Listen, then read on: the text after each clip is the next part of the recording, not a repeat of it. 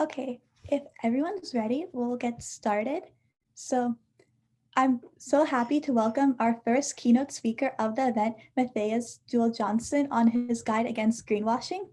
So without further ado, I'll hand it over to Mathias, who will be sharing his guide. Thank you, Sophia, and thank you, Claire, for inviting me. I'm very flattered to get invited all the way from Norway to sunny kind of California today to speak to you about the guide against greenwashing that we launched here in Norway. First and foremost, I would just like to commend all of you to participate in GenStet. I mean, it's really important for people to organize and get experience through organizations like this.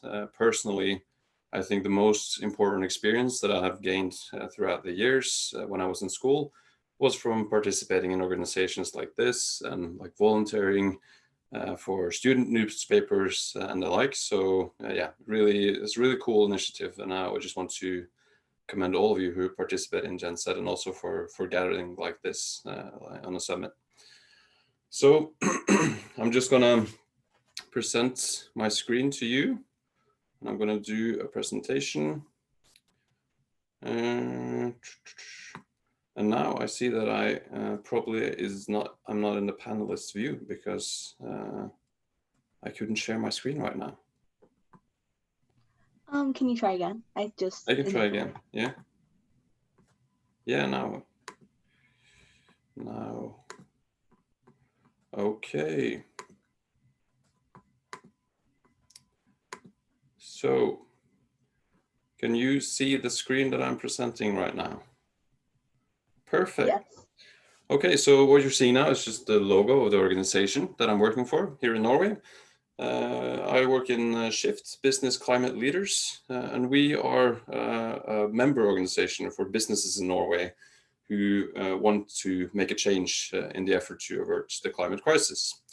So traditionally, businesses, at least here in Norway, have been a bit reluctant to support more like drastic measures when it comes to climate change.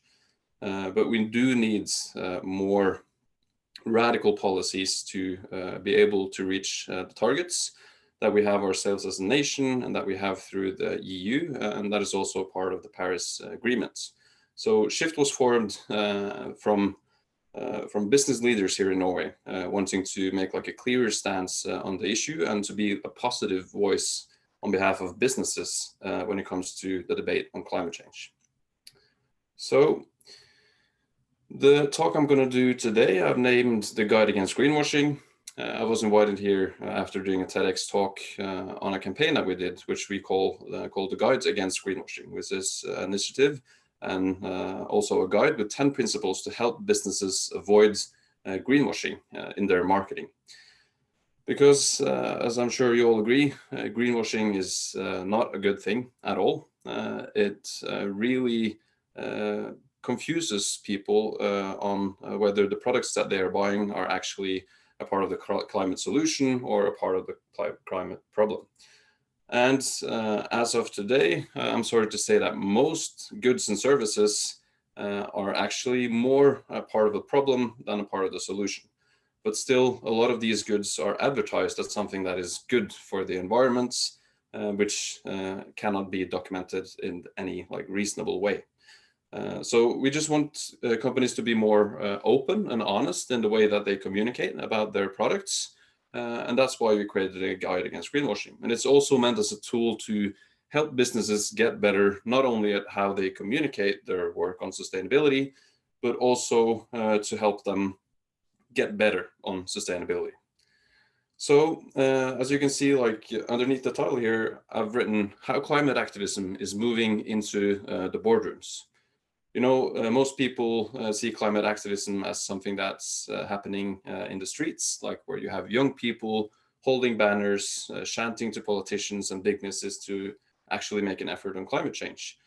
But what I'm going to argue today is that a lot of the same activism is also happening in the boardroom of companies, and it's also happening among the employees of big companies, and a lot of the leaders, like the CEOs, for example, are themselves very engaged in the climate cause. So that's actually what I'm going to talk most about today, because the 10 principles of the guide against greenwashing, you can all watch the other video, like the TEDx that I mentioned, to see what the guide is about. So I would recommend you all to do that. I'm sure Claire and Sophia could just provide you with the link to the YouTube video as well. So as I mentioned, like when you think about climate activists, you tend to think about young people holding banners, just like this photo, which is taken in front of the Norwegian Parliament, where the Norwegian MPs meet to basically keep Norway going. And we had a huge amount of protest last year up until the pandemic hit, just as most other places in the world. So, but then, there's quite a stark contrast from this crowd to these guys right here. They don't seem the same. These are two white old men, which we all know is very much like they they have caused most of the problems that we are facing in regards to climate change. There's no going around that. But this is Björn and Jens, and for me they are probably the most eager climate activists I know. Jens to the right here, he's the chairman of the board in Shift, and Björn on the left, he is the CEO of Shift. And they're both like esteemed businessmen. They have long careers in business here in Norway. But the thing that they care the most about is averting the climate crisis. So that's also why they have started the organization Shift, which is their initiative. And if you ask these two guys, like who's your biggest idol? People are used to old men having Churchill as an idol, or maybe they like John F. Kennedy, or people like that.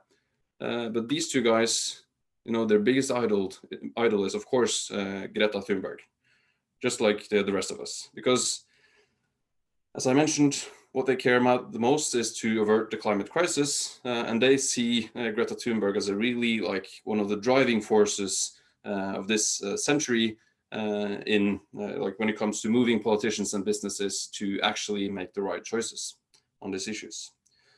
So, and for me, myself, I can of course say that Greta Thunberg is one of the absolute biggest idols that I have, because she communicates the science that we have all agreed upon for so long in a really, really engaging manner. Like she's the best communications director that the combined forces of the universities in the world could ever ask for. So that's basically become her job, and she has engaged thousands of people. And again, when you think about Greta Thunberg, you probably think about her engaging young people who is going out into the streets and holding banners. But of course, she's also engaging people who work in big companies. So the logos that you can see on this page is just the member companies here in Norway of our member organization. And these are companies who sort of pay Shift money to do lobbying for good climate policies, like more stringent climate policies. Like we're talking taxes on CO2, we're talking cutting subsidies to oil and gas business, we're talking like strict regulations who basically says that you're not allowed to sell certain products, or you're not allowed to heat your office building with oil, for example, which is a law that has actually passed already in Norway, and it's in effect. And these you might not know these companies because some of them are like very local to Norway, but these are really some of the biggest companies in Norway. So the founders of Shift really felt it was time for these companies to organize, to like share solutions and inspire each other to sort of make the shift towards greener business and more sustainable business to happen faster. And the rationale for this is not only to cut emissions and to help the globe reach its climate targets, it's also a matter of competition. Because as we move closer and closer to 2030 and 2050, we believe that the businesses who are the best at cutting emissions and having a more sustainable supply chain are the businesses who are going to face less backlash from new policies, and then again, they're going to be doing better than the competition. And there's a lot of evidence of this already in the finance market, that companies who takes sustainability more seriously are also doing better than companies who are not. And as some of you might have heard, the stocks of like green companies compared to the stocks of oil companies are going like this. So people are investing more and more in green technology. So with this initiative, the Guide Against Greenwashing, which we did, which is not like a part of, you don't have to be a member to sign up to the guide. Like anyone who wants to support the 10 principles and say to their customers and their employees and their partners that they're going to do their best to implement them can sign up without, like, it doesn't cost anything. It's just they have to confirm that they would like to do their best, so to speak. And when we did that, the lists grew to all these companies who have signed up, like in a quite short time.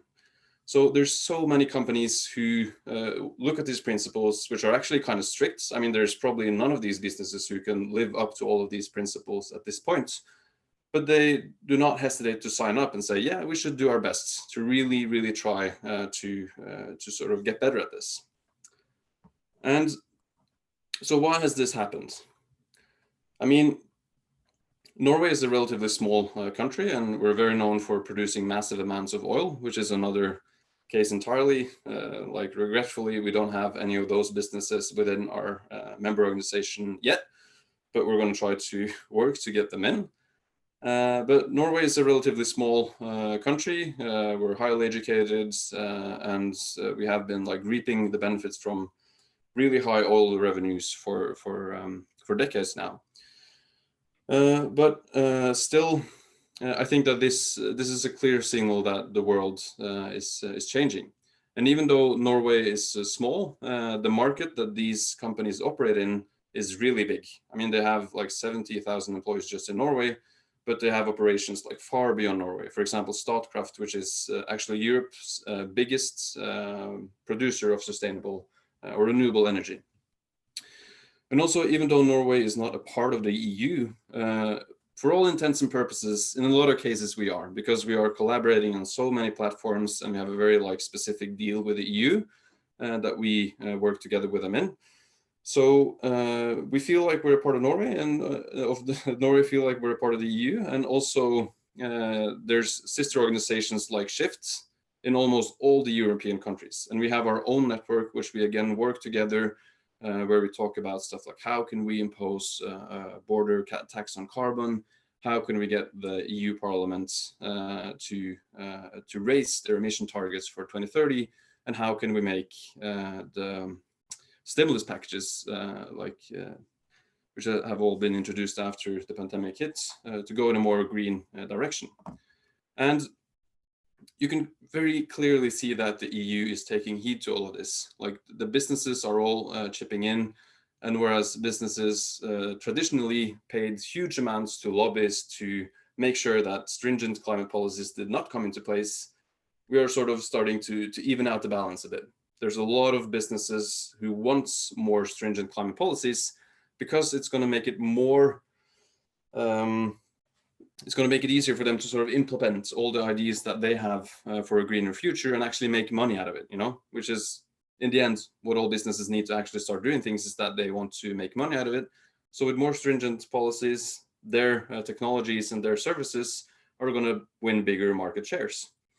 And the picture that you see here is of Frans Timmermans. He is regarded as the architect of the European Green Deal, which is like a massive shift in the EU policies. It really represents a new era for the EU.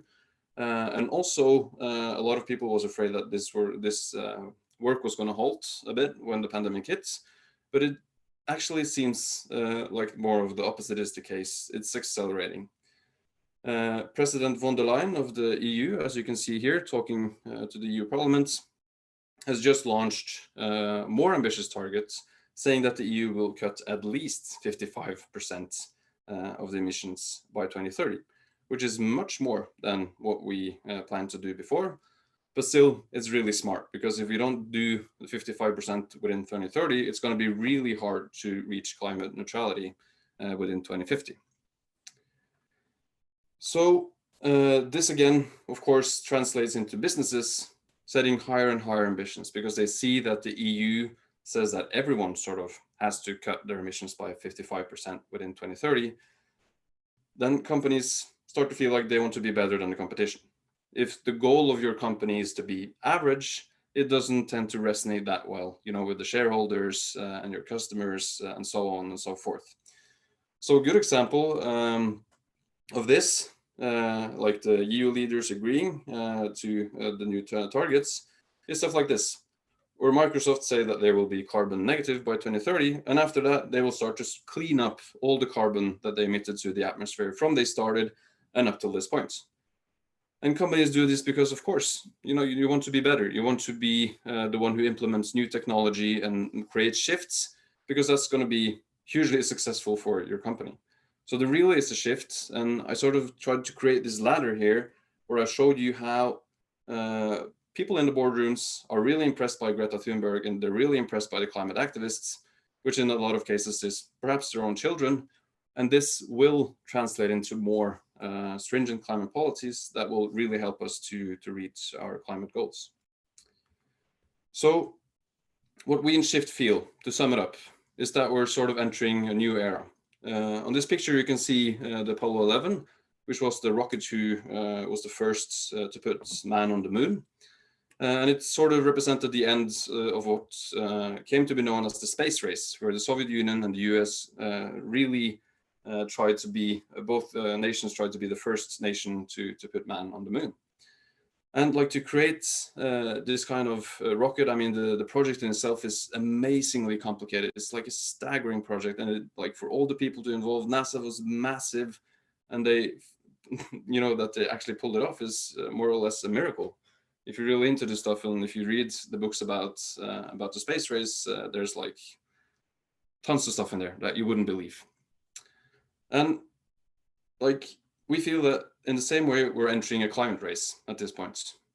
It's a decade that changes everything about business. So all businesses worldwide has to change everything about everything that they do, like everything in the supply chain, everything in their home country, how they sell their products, how they tailor their services, like everything has to change if we're going to reach the targets for 2050. And like to be a part of the space race, you basically had to work in NASA, or you had to be working in a company which was affiliated with NASA. In this scenario, I mean, all jobs are important. It doesn't matter if you're a farmer, or if you work on an oil rig, or if you drive a bus, or if you work in a factory, if you're a fisherman, or if you work in a business, everyone has to participate. And the people who have like certain expertises in all these fields are also the people who are going to come up with the solutions in their respective fields. So, and that's a good thing about the climate race. It's more inclusive. Like all jobs are important jobs when it comes to averting the climate crisis. So I just included this picture of, I just Googled perpetual machine, like the machine who can just run forever and just keep going. And Google said that like this was an early attempt of creating a perpetual machine, which of course we haven't managed to create ever since, even though a lot of people certainly have tried. But the thing is that we don't need to actually make a perpetual machine, because the machine already exists. The perpetual machine is the biosphere. And the perpetual machine, the biosphere, is basically the fundament of all life. So everything that we do, all businesses, all people, is dependent on this biosphere. And this biosphere has the potential of creating eternal value. I mean, of course, at some point, the Earth is going to be swallowed by the sun and all that stuff, but that's so far ahead in the future, we don't have to worry about that now. If we can keep the biosphere working, it's going to keep being the perpetual machine that can sort of feed our economy, it can feed humans, and it can feed the biological diversity that it holds. So I just included a picture just from my backyard here in Oslo. This is just basically what's called the East Forest, because it's on the eastern side of Oslo. And I mean, just like from looking at this picture, for me, I can really feel that this has endless value. It has more value than anything that humans have ever created. So actually preserving these forests and preserving our biosphere by averting the climate crisis, stopping the forest from diminishing, and just keeping the biological mass thriving and keeping it diverse, that's the most value we can create into the century, and businesses are really starting to realize that. So I just wanted to basically stop on that note to remind you all what we are working for, and of course, all the work that you do in Gen Z is a vital part of this. Like everyone has to get involved, and coming together like you are, like writing about stuff, conveying information, sharing and learning is of course the fundamentals for creating change. So I think I'm just gonna stop there. I've used a bit more than the 20 minutes I said that I would use. So if there are any questions, we can take them. Thank you so much, Matthias. That was very Thank you. insightful. I think a lot of our audience was very inspired about both your work and the work of Shift. So thank you so much. Thank you. For all our attendees, feel free to put any questions you have in the Q&A section. And it looks like we have a question. So how would you recommend that Gen Zers and the youth take action against climate change, even though we don't have that much power in business? I mean, you do have power in business. Everyone has power in business if you really work towards spreading your opinion. And I'm not talking about like stop purchasing iPhones or whatever. I mean you're gonna buy the things that you need either way. But you don't. You can buy the products, but you don't have to buy their bullshit. And by that I mean you're writing all of your articles. Really try to go into the depth, like go into the seams of what the different companies are claiming, and see if there's actually any documentation of this, and ask questions and learn. I mean, it's like a huge job that we have ahead of us, but it's just so incredibly motivating, this job, and you have to keep yourself motivated, because your generation is going to inherit the earth, just like my generation is going to inherit it before you, and the next generation is going to inherit it after you. So I mean, there's just us, there's no one else, so you have to fix it. So you all have to keep this in mind while you educate, and you have to ask questions. Like, always ask questions. If you're learning anything that you feel is not like in line with the work that needs to be done in regards to the climate crisis, ask questions on why you're not learning those things, or ask your professors to or teachers to focus on those things, because that's the knowledge that we need right now, and that's the knowledge that businesses need to create like values that are in line with the perpetual machine, like with our biosphere. So I don't know if that rant was a good answer for your question, but yeah, when it comes, like, if you ask me what can you do, I mean, you have to do everything. There's no one else. We have to do everything. Thank you so much. So someone is asking, what motivates you to continue fighting against climate change?